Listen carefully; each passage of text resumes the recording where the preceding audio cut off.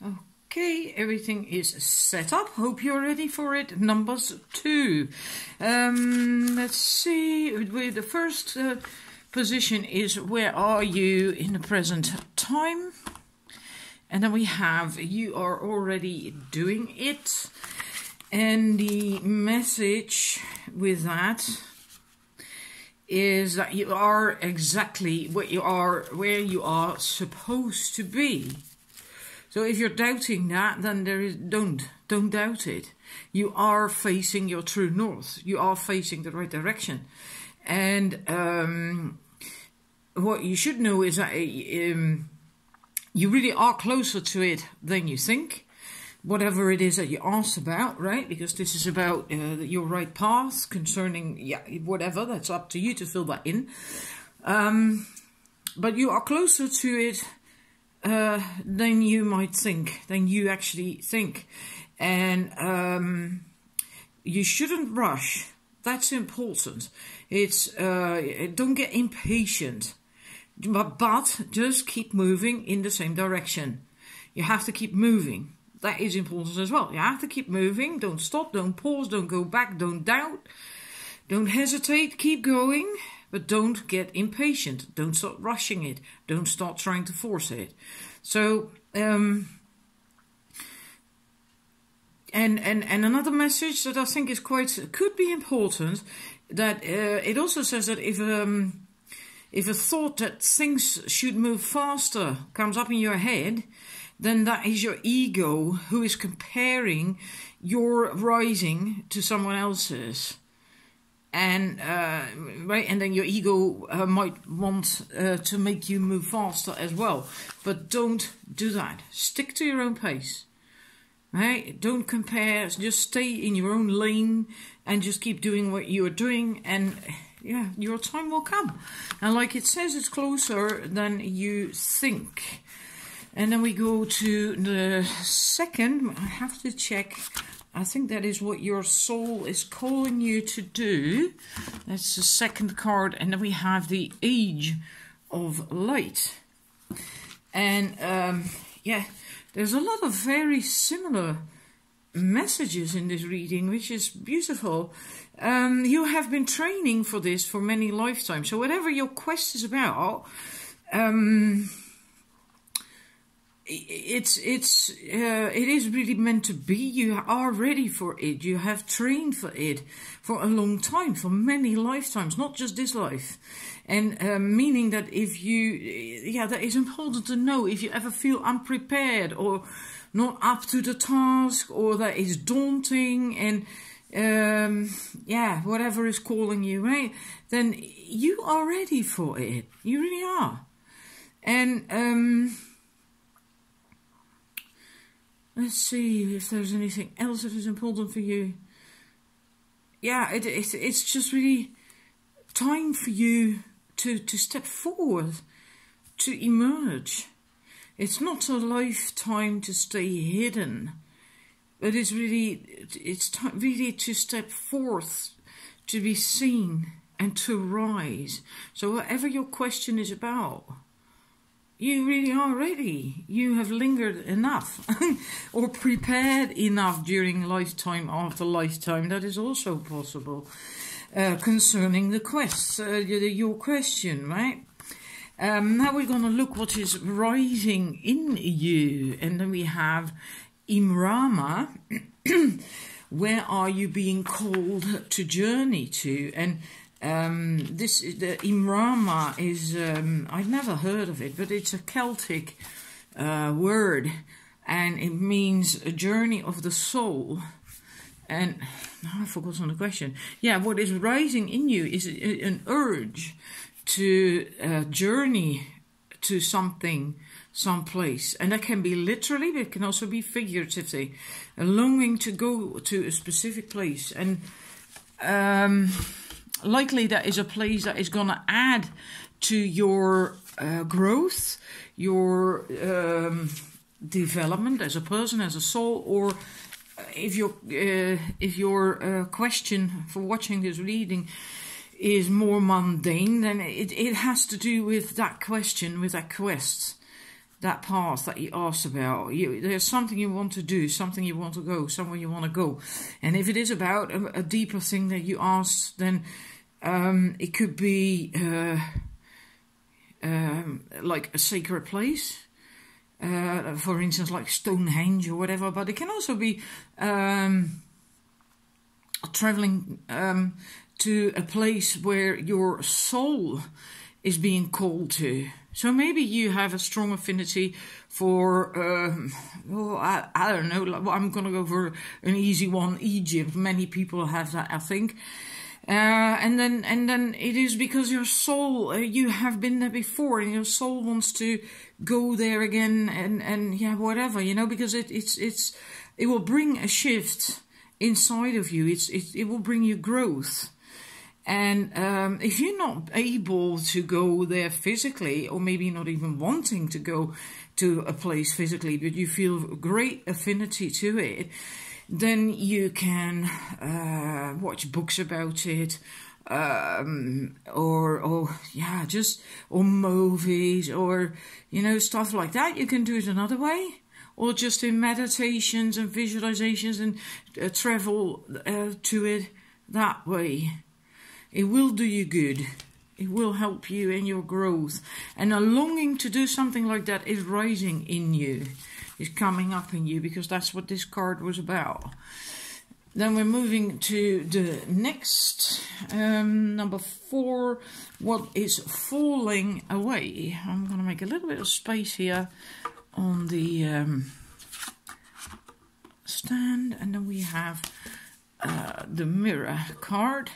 That is falling away. I'm going to stick the next card there as well, just because I love the cards. They're so pretty. What? Oh God. I just exhaled. Come on. What is falling away? Mirror, what is triggering you? Well, that is falling away. You needing to be triggered, or you being triggered very easily by people, good or bad, right? That means that you are growing, that you're becoming more confident, because you don't compare so much anymore, or you don't get triggered that much anymore by people.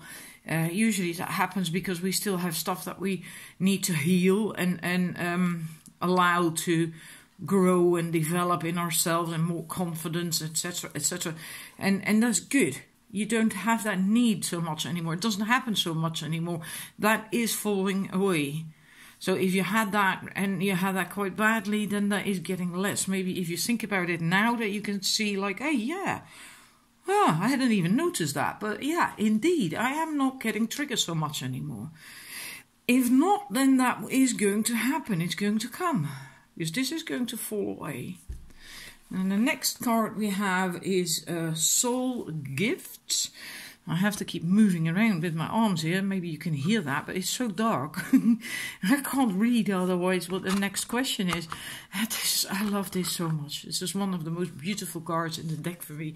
Mintakan. I'm not entirely certain how it is supposed to be pronounced. Longing for home, belonging, the original light workers. Soul gifts. Yeah, the original light workers allegedly were the people from Mintakan, which was a planet in the is it a constellation? Oh God, I'm so bad when it comes to astronomy. Oh dear. Well, whatever, in Orion, right, in that area. In the yeah, it is a constellation, I think. Yes, book says it is a constellation, so I'm going to trust that. A planet in the constellation of Orion. I always like Orion as well, by the way.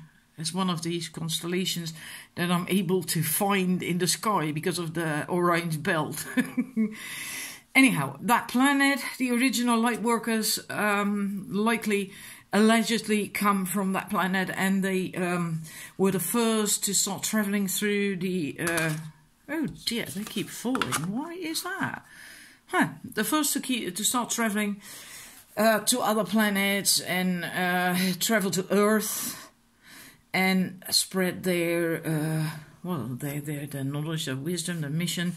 And apparently there was an awful lot of water on the planet of Mintakan. That's why you see all that water here as well. And that water was so crystal clear that you could see through it for miles on end. And this is also a reason why people who have roots in that place in Mintakan from a long time ago can have this tendency to love water, to want to live or be near water. Yeah, this was the soul gift. I had already forgotten the question. I'm so off on a tangent. I so love this because it resonates so much with me. It can also be that you have often have a longing for home, for belonging, and that you don't know where the hell that is. I've been there as well, and a great number of times myself. Suddenly having this feeling of being homesick, bawling my eyes out, and not understanding why. You know, because I was home, and all I could think of and say was, I want to go home. I want to go home. And then my then partner asking me, yeah, well, but what do you mean you want to go home? You are home. And then me saying, yeah, I know, but this is not it. I don't know where it is. And apparently that sort of thing you can have. A lot of people have that. I know that. It can be because you were originally a long time ago from that planet, and that planet doesn't exist anymore. So, yeah, you're longing for somewhere that doesn't exist anymore. But it was a wonderful place then, if they were light workers.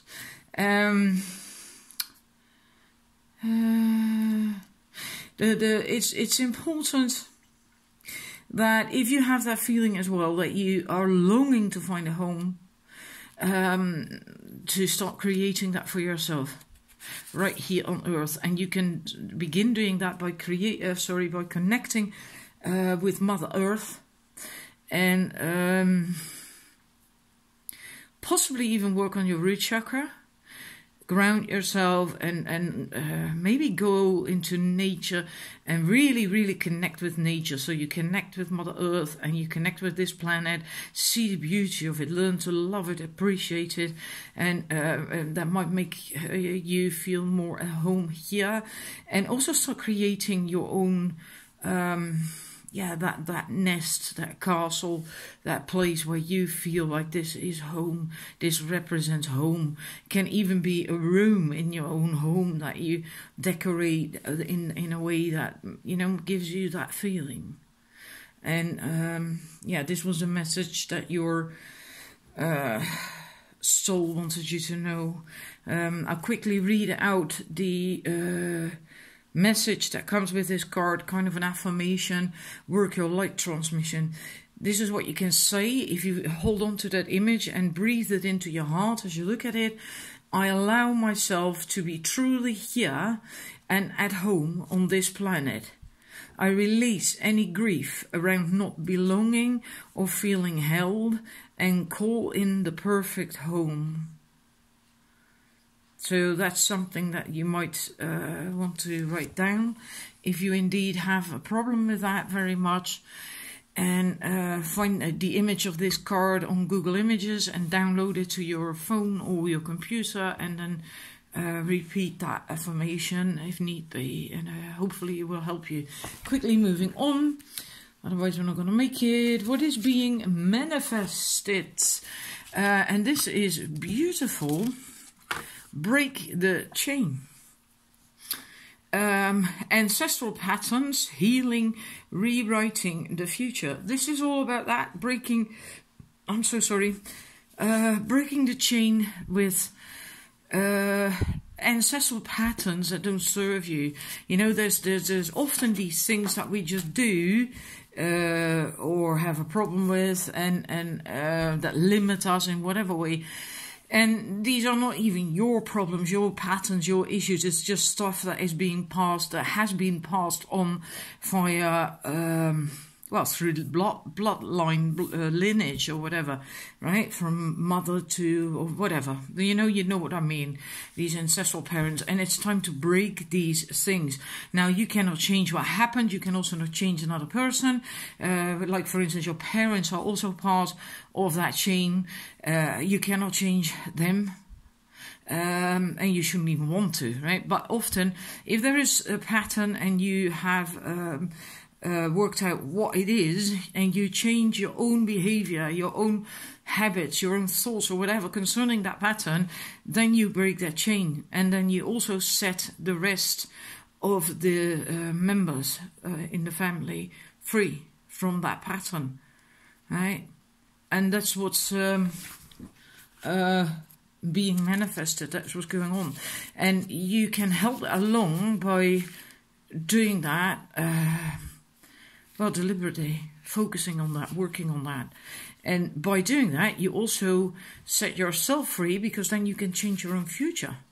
Because then you are free from these patterns. They don't have to hold you back anymore. You don't have to repeat these silly things that have been going on for Lord knows how long in your family.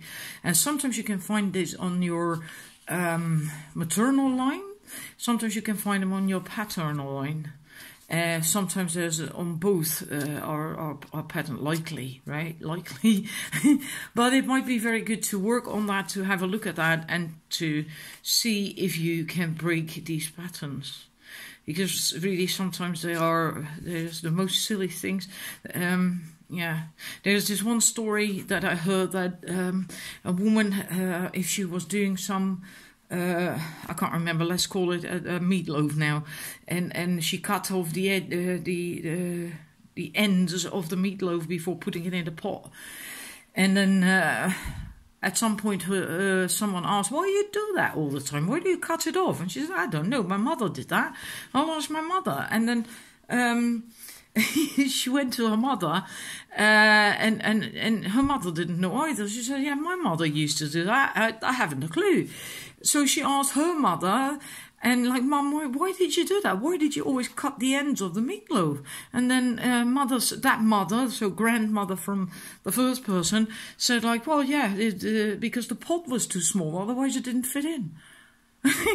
And then there's there could have been generations cutting off the ends of a meatloaf, not knowing why, thinking that's the way it's supposed to be, and that there is a good reason for doing that, while the only reason one person started doing that was because she didn't have a large enough pot.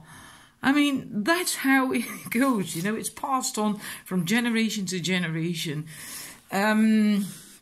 Alrighty, next card. This is what is being manifested, that what you can do now. The time is ripe for you to do this. I'm almost out of breath. The next step, another beautiful card. I actually want to have another one next to it, because they are so gorgeous. The next step is really to connect to your inner you, your inner self, and to start working out what can help you, inspire you, help you grow, fills your cup with self-love and inspiration, and all that kind of stuff. That's what it is time for the next step for you to do. Yeah, so turn inwards, and yeah, if you have any questions, all the answers that you are seeking are waiting for you on the inside, in your heart. The thing is that you have to take time for this to go inwards, because you cannot hear the answers if you do not take the time for that. If you keep rushing through life, basically, you have to take the time for that. Oops, sorry. And your soul is also yearning for a deeper relationship with you.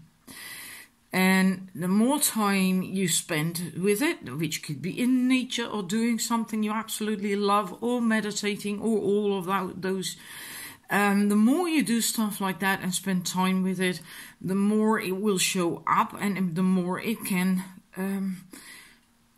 guide you very clearly, and because then you can understand it, right? Because if your relationship with yourself and your inner being is developed, right, then you can hear your intuition, you will notice your intuition, so it can then guide you much better. But it takes a bit of time to develop, and well, that's good. It's fun. It can really be fun, you know, to do that. Yeah, so that is your next step, to spend some time on that. And let's see, what was the next question? I can't see. I have to keep turning because I haven't got a light. Past life influence. Answer the call. And now I again can't, for the love of God, remember what that card was about. I've had it twice now and I keep forgetting. Isn't that annoying? I have to pause it for a bit. Yeah, now I remember what I wanted to look up. I wrote stuff down on this card. The influence from your past life, the answer to the call, what is your soul calling you to do? What I felt, one way or another, is that in a past life, and this is not about plural past lives, this is about one specific past life that is influencing, well, this reading, the question you had for this reading, has to do with, in that past life, being a, well, likely religious person, entering like a convent or something like that, or priest, becoming a priestess or priest if you are a man or were a man in that life. But let's say just religious, right? You chose to do that. It was your calling. You felt called to do that, and it did you a lot of good as well. It helped you tremendously on your soul path. It helped you grow, and it helped you to be where you are right now. And what I think is, for most of you who chose this set, is that you are now quite advanced, and that is because of that life, because of choosing to have that life in, well, let's say just a religious life, right? Doesn't have to be like Christian or whatever. It can also be a life that where you were a priestess in Avalon or whatever, you know. But I'm just going for religious, otherwise it gets too difficult to explain all the time. It was your calling, and yeah, you really learned a lot from that. You gained an awful lot of wisdom because of that, and it accelerated you on your soul path tremendously. But there's also a few buts that can come from that life, and that is that because if you are in living in a convent, then you are part of a structure. A very structured structure, and you don't really have a say in anything much, right? And because there is this structure, and also not really the space to take initiative. You have to just follow the rules of that structure and adhere to the hierarchy within that structure, and so on and so forth. So you could possibly have a tendency to want to wait for a plan. And not easily initiate something, and that might be something that is a bit of a problem for you in this life. Well, not this life in concerning all aspects, but concerning what you asked about with this reading. Also, there was something else.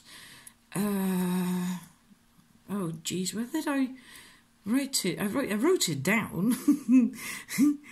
and also that you likely are a very loving and very gentle and sensitive soul. Yeah, I got it. Yeah, if you see my handwriting, I sometimes can't even read it myself. You possibly also have a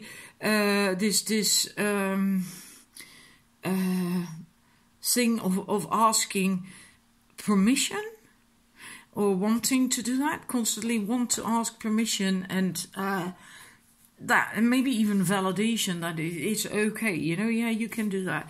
And maybe you feel that way all the time, or a lot, or concerning whatever you asked for this reading, that you tend to ask permission.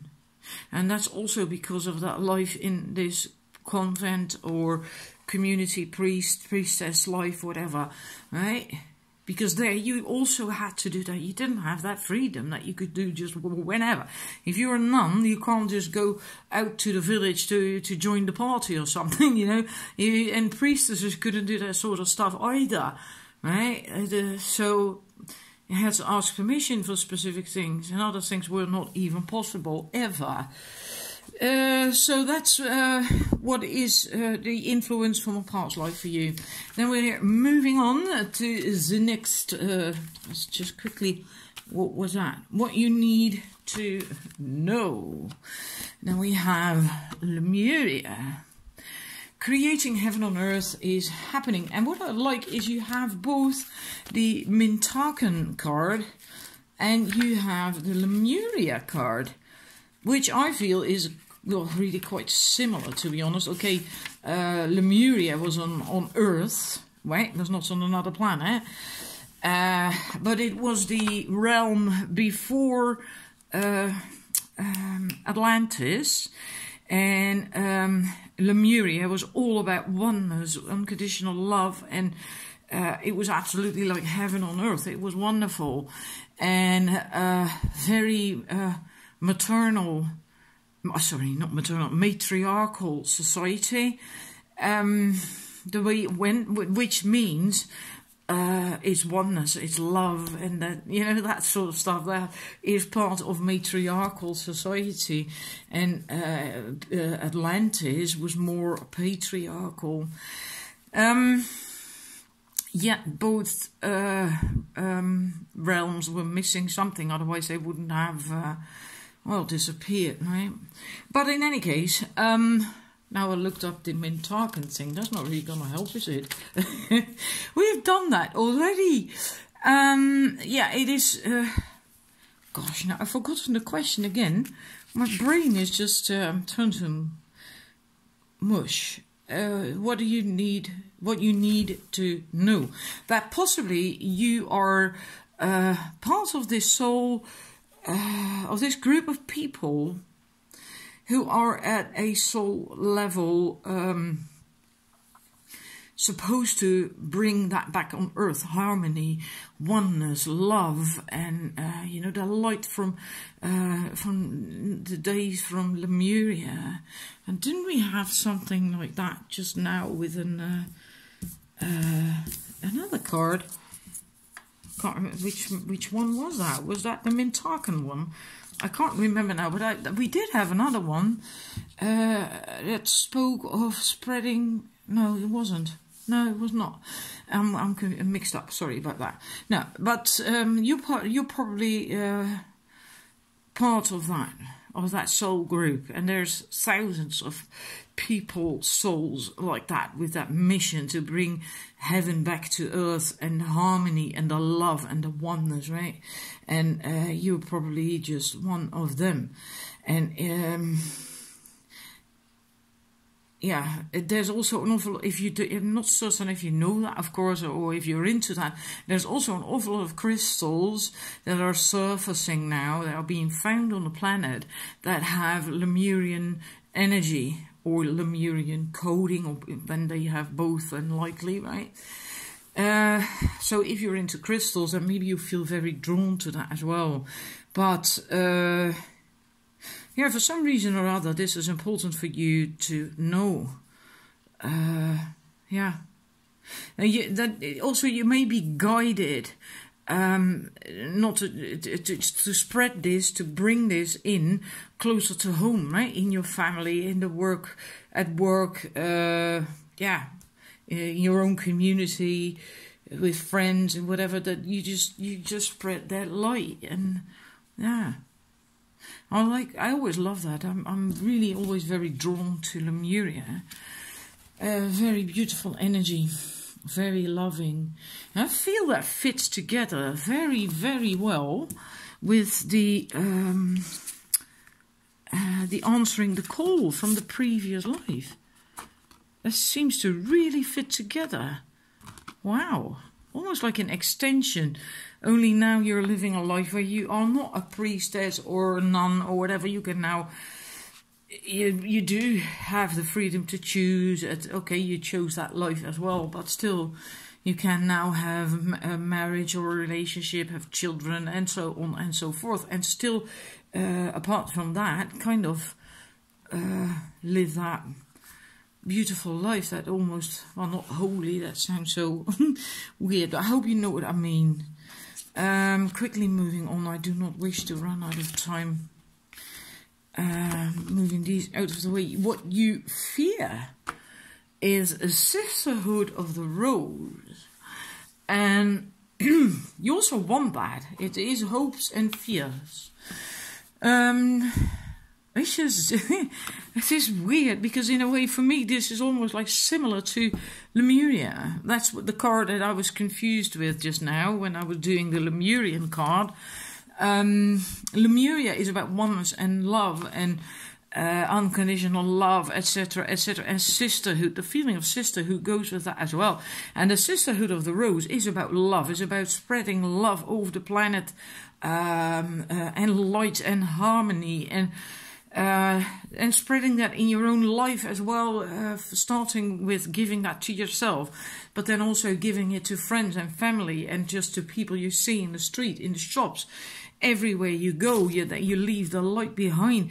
Diana Cooper once said something like that. There was a kind of a visualization or a meditation she did, and then you had to... Who was it? No, it was not Diana Cooper. It was someone else. Never mind. That with each step, you basically planted or left behind angelic energy, and then there was a white feathery little palm tree or whatever with each step that you took. And when I started, I feel my foot chakras tingle right away when I'm talking about that. And I did that for a while. And seriously, with each step you take, it feels so special. You start walking around the planet differently, you know, if you do that. If you envision that with each step you leave light or love or whatever, you know, just think of a symbol or something that means something to you, that represents love and oneness, etc., and that you with each footstep leave that behind wherever you go. I mean, wow.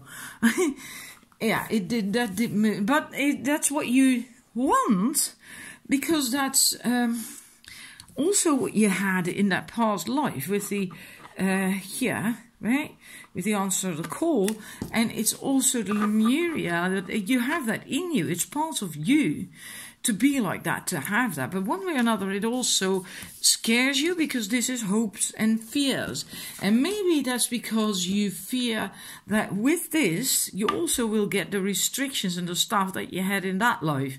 And even though you chose this life, that religious life, maybe you still didn't, in retrospect, didn't like the restrictions that came with that. Like, for instance, no sex, no husband, no children, no, you know, that, no alcohol, and and whatever, you know, and having to ask permission as well, that sort of thing too. So in a way, you have very little freedom, personal freedom. So in a way, I think that is connected. I feel that it's connected. And then the last card, why are they not? I have to turn it around. This groove is not really all that groovy. It keeps... Anyhow, the outcome. Dance with life. Do something to change your life. I will put it up right again. Hang about. Give me a second. And... oh, well, whatever. I'm not going to bother anymore now. Dance with life. It's that basically going with the flow, not being stagnant, not fearing change or anything, the flow of life either. You will be able to go with the flow in the end, and it will make you feel good. And if you happen to maybe occasionally feel stuck now, you won't feel stuck anymore then. And if you do, you will have tools, because then you just do something that gets you unstuck. Maybe indeed dancing. But it can also be something else. Anything else that, you have to find out for yourself what that is for you, what works best for you. Dancing is likely not for everyone. But it is important that you choose something, if it isn't dancing, that you wouldn't usually do in order to shift the energy. Because the thing is, you cannot solve a problem with the same mindset that created it. So you have to get out of that mindset, right? And you also cannot attract a different experience if you do not change your mindset. So you have to do something that you usually do not do to get you out of that mindset. And then you can get unstuck again and move on. Right, but that is the outcome. You're going to be able to do that. You're going to be able to go with the flow and to dance with life and be happy and, feel free, liberated as well. You know, from the restrictions that you may fear from that past life. That is quite an influence, has quite an effect on you, I think. So, in any case, this is your reading. My video can switch off any minute now, I think. And I made it, so I'm really happy. I hope it resonated with you. Please, please, please let me know, right? I'm always happy to see whether it resonated with you. Oops, sorry about that, or not. And if you liked it, please like it. If you subscribe, if you haven't done that yet, feel free to share the reading. And I'll be back again soon, and wishing you a wonderful weekend. Bye.